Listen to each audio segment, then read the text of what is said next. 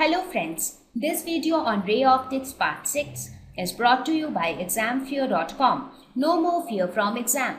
Please make sure that you have watched all the videos till part 5 before going ahead with part 6. Let us look at the image formation by spherical mirrors now. So till now we looked at what is a spherical mirror, what are the different terms related to spherical mirror. So now I think it is a good time to start with how will an image be formed when an object is placed in front of a spherical mirror. So this is a very general statement which tells you how an image is formed. It says that rays originating from a point actually meet at another point after reflection. That point is the image of the first point. That means whenever you have an object, some rays will be incident from the object on the mirror. So those rays will get reflected when it falls on the mirror, and these reflected rays will then meet at a point.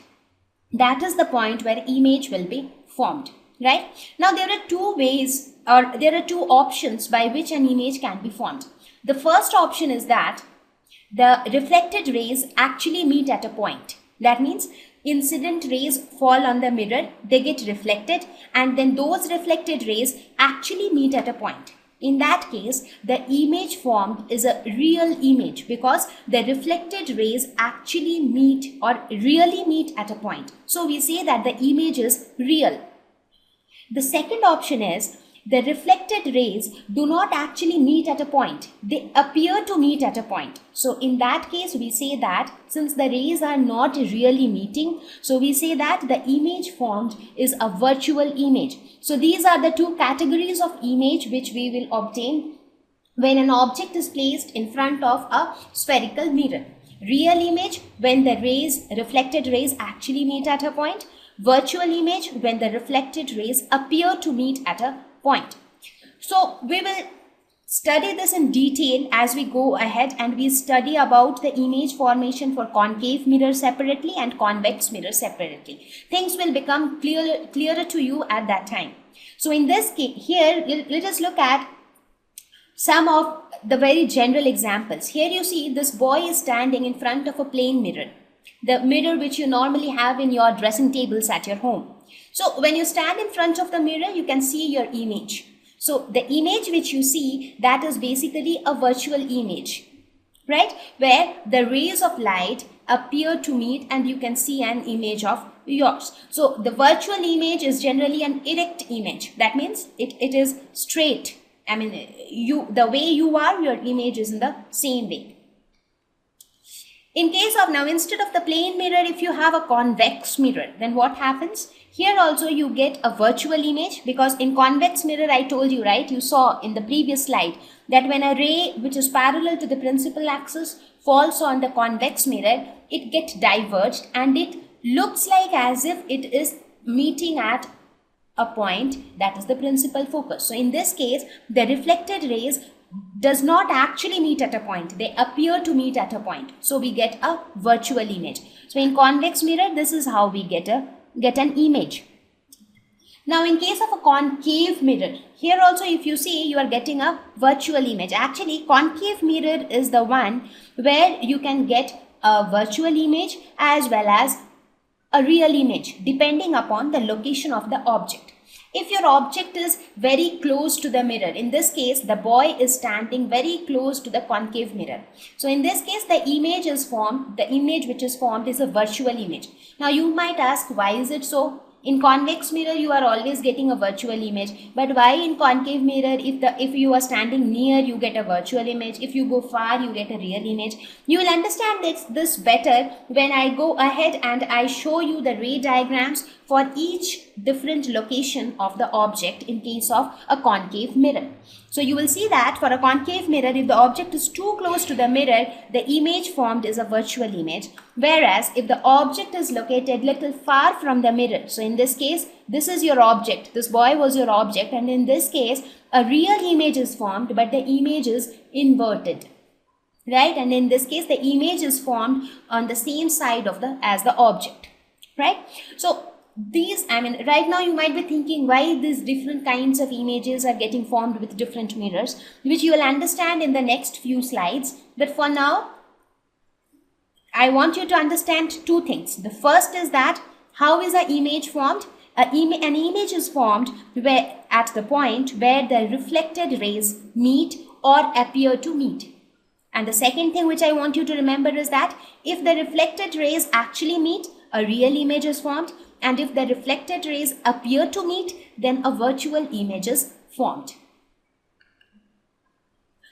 Now we will go through few rules which we should always follow when we are trying to understand the image formation by a spherical mirror. Right? So we will look at each of those rules. So let us look at the rule number 1. The first rule says that whenever a ray of light is incident on the mirror parallel to the principal axis, it passes through the principal focus. That means if a ray of light is incident on the mirror parallel to the principal axis. So here this is the principal axis, right? So let us suppose there is a ray of light which is incident on the mirror parallel to the principal axis. So it will bounce back, and after reflection what will happen? It will pass through the principal focus. That means after reflection it will pass through this focus. So this is the first rule. It says that a ray of light which is parallel to the principal axis after reflection will pass through the principal focus. And this is true for both the types of mirror, concave as well as convex. So this is a concave mirror. I think you are no more confused with which is a concave mirror and which is a convex. I am reminding you once again, concave. Cave means inside. That means the inside surface is silvered. So this is my inside surface which is silvered.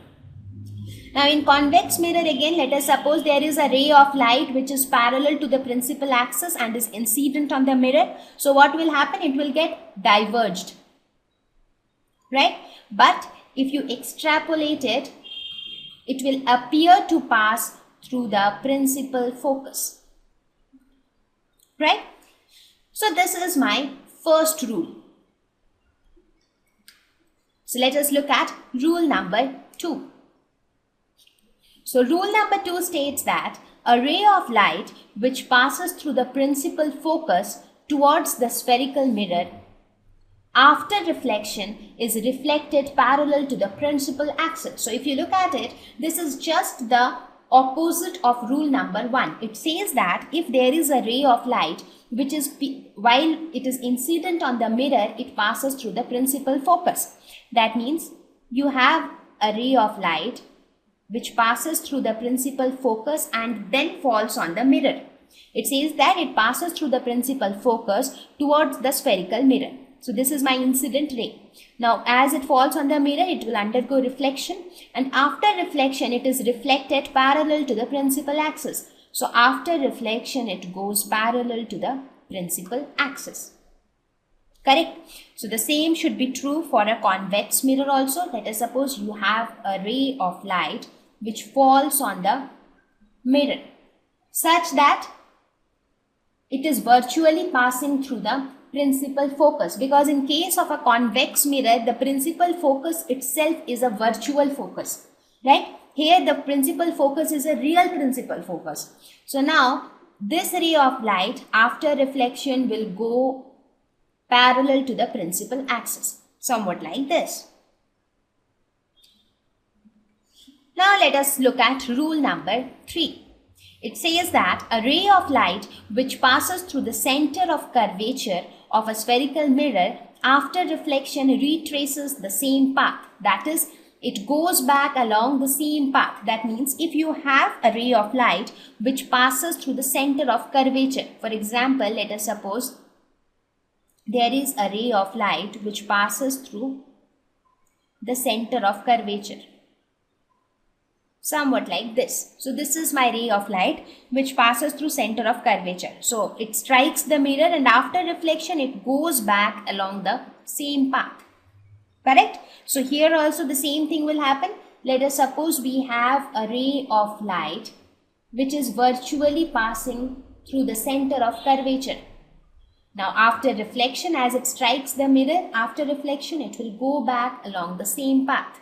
So wherever we are drawing this dotted line, that means this ray of light is virtual. The actual ray of light is coming here and then going back from here. But virtually it is as if it is passing through the center of curvature. Right? Now let us look at the rule number 4, which says that a ray of light which is incident towards the pole of the spherical mirror obliquely to the principal axis is reflected obliquely. That means we have a ray of light which is incident on the mirror towards the pole obliquely. Obliquely means it is making some angle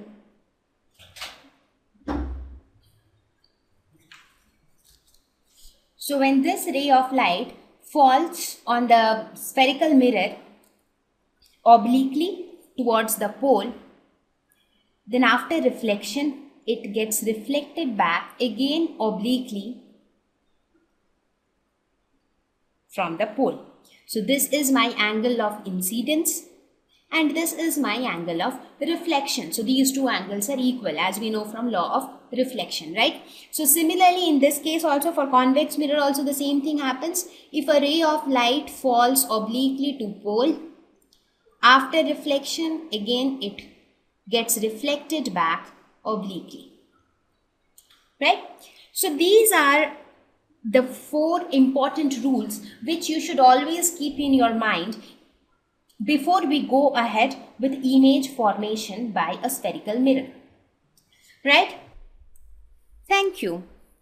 Please visit examfear.com to watch free educational videos, try free online tests, get the best quality study materials, study from the best tutors and mentors, and much more. Thank you once again.